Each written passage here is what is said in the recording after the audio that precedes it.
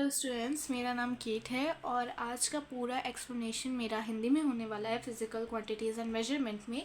Because मैंने ये बहुत नोटिस किया अपने लेटेस्ट वीडियो में कि आपने मेरे हिंदी वर्जन को बहुत ही ज़्यादा प्यार दिखाया।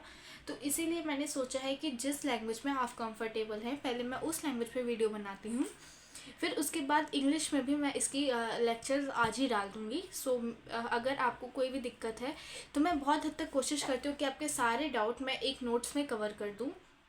ये मेरी बनाई नोट्स है, अगर आप इसमें कंफर्टेबल हो तो आप ये कंफर्टेबल नोट्स भी ले सकते हो, पर अगर आप अपने से नोट्स ट्रिक अच्छी जानते हो तो आप वो भी यूज़ कर सकते हो।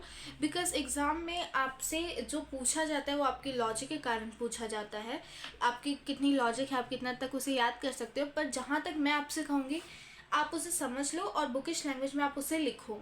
दैट्स दी टोटल फंडा and your exam is totally fine. चलो, तो आज हम लोग का टॉपिक है physics, physical quantities and measurement. Okay, तो ये हम लोग का चैप्टर है भाई। इसको ना पढ़ना बहुत ही सिंपल है, इसको ना थोड़ी ही देर में हम लोग समरी बना कर पढ़ लेंगे ना तो पूरा एकदम आराम से। मेरा तो फेवरेट चैप्टर है ये। तो चलिए इसे स्टार्ट करते without wasting any time. Physical quantity is a quantity that can be measured, for example length, area, volume, density and speed. तो फिजिकल क्वांटिटीज़ होती क्या है? फिजिकल क्वांटिटीज़ एक टाइप की क्वांटिटी होती है जो मेजर हो सकती है। एक टाइप की नहीं, बहुत सारी क्वांटिटी होती है जो मेजर हो सकती है। जैसे कि मेरी हाइट भी लोग मेजर कर सकते हैं। मेरी हाइट है 5 फीट 4 इंच, ठीक है। मेरी हाइट इतनी है। मेरी मम्मा की हाइट है 5 फीट 5 इंच, उनकी हाइट इतनी हो गई। तो ये हम लोग में मतलब अगर कोई पूछेगा कि आप अपनी मम्मा से हाइट में कितने छोटे हो, तो ऑफकोर्स मैं अपनी मम्मा की हाइट से अपनी हाइट सब्ट्रैक्ट कर दूंगी, तो मेरी हाइट जो है वो पता चल जाएगी कि इतनी छोटी है मम्मा से। 1 inch I am shorter than my mom. तो ये क्वांटिटीज़ वही होती है जो मेजर कर सकती है। अब इसमें आप देख सकते हो, लेंथ मेजर हो सकता है, वॉल्यूम मेजर हो सकता है, डेंसिटी मेजर हो सकता है, स्पीड मेजर हो सकता है। अब फिजिकल क्वांटिटी को दो चीज़ों में एक्सप्रेस किया जाता है। अब ये थोड़ी है कि कोई चीज़ लिख दिया तो अगर कोई पूछा कि गाड़ी कितना ट्रैवल कर रही है तो आप लिख दो 2। अब 2 क्या, 2 मीटर कि किलोमीटर, कुछ तो लिखना चाहिए। तो उसके लिए आता है हमारे पास physical quantities is expressed in 2 ways which is magnitude and unit. अब मुझे आप ये बता दो कि ये यूनिट क्या होता है। यूनिट का आपको एक बहुत ही सिंपल सा फंडा बताऊँ? अच्छा चलो मैं आपको बता दूंगी, पर उससे पहले हम लोग इसके बारे में समझते हैं, मैग्नीट्यूड और यूनिट के बारे में। आपने बहुत जगह देखा होगा कि लिखा होता है 2 किलोमीटर्स। ओके, तो ये होता है हमारा मैग्नीट्यूड।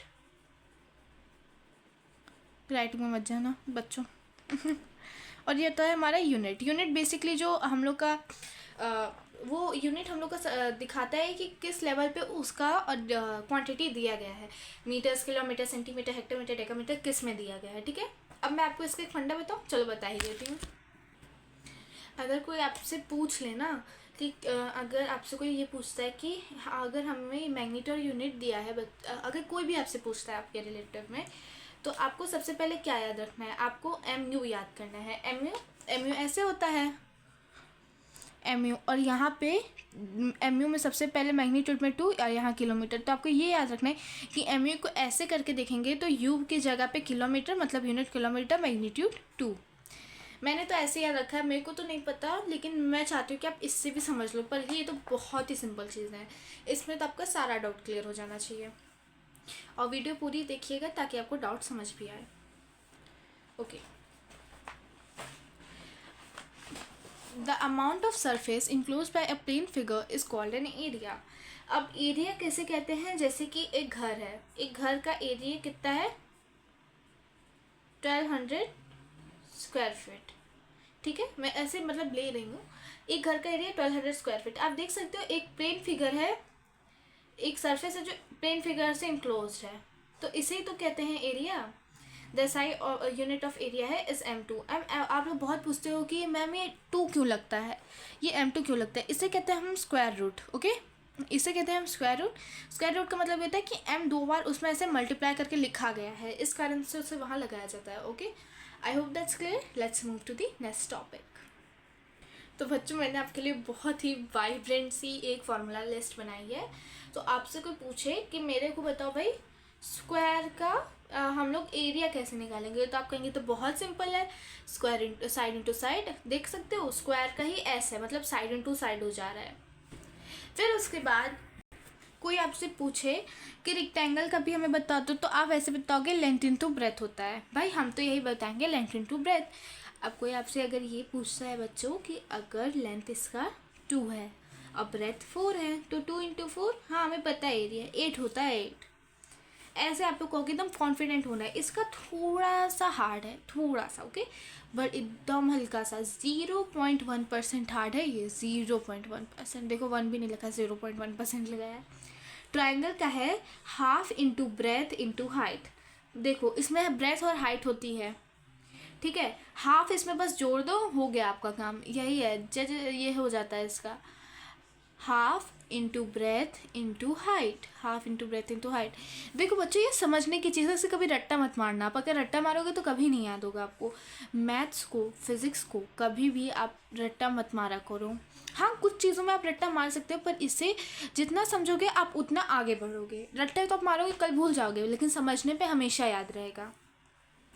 और एक और फॉर्मूला है लिस्ट मेरे सारे स्टूडेंट्स के लिए, कि एक भी मतलब परेशानी नहीं होनी चाहिए, मेरे स्टूडेंट्स को पूरा याद होना चाहिए। चलो भाई तुम लोग वो भी दिखा देते हैं, थोड़ा सा मैं जगह बना लूँ। ठीक है, तो यहाँ पे आप देख सकते हो 1 सेंटीमीटर में यहाँ 100 mm² क्यों लिखा है।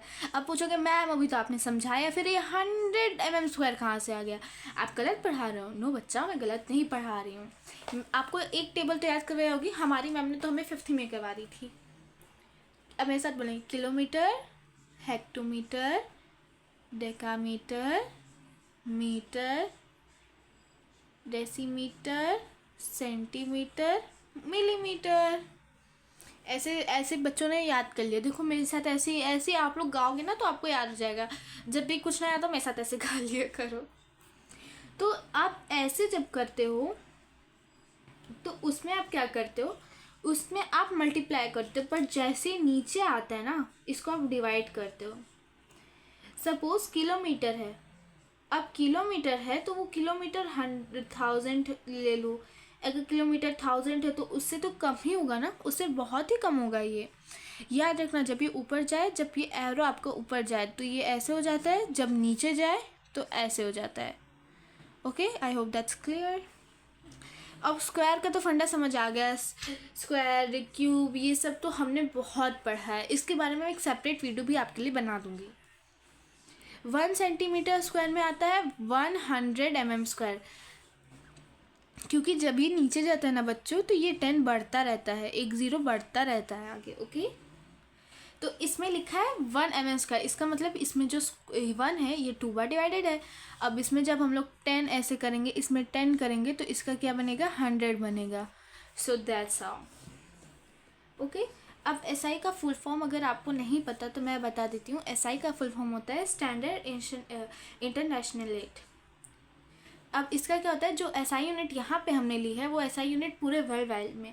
अब कोई ये तो नहीं कहेगा कि चाइना में कुछ और है, ऑस्ट्रेलिया में कुछ और है, कोरिया में कुछ और है, इंडिया में कुछ और है, रशिया में कुछ और है। नहीं, इसमें ऐसी मतलब ऐसी प्रॉपर चीज़ है जिसमें इसमें पता चलता है कि स्टैंडर्ड इंटरनेशनल का मतलब ये होता है कि एक पर्टिकुलर थिंग के यूनिट को हर जगह फॉलो किया गया है, ऐसा यूनिट को। ओके, तो आप इसमें कभी मत कंफ्यूज होना।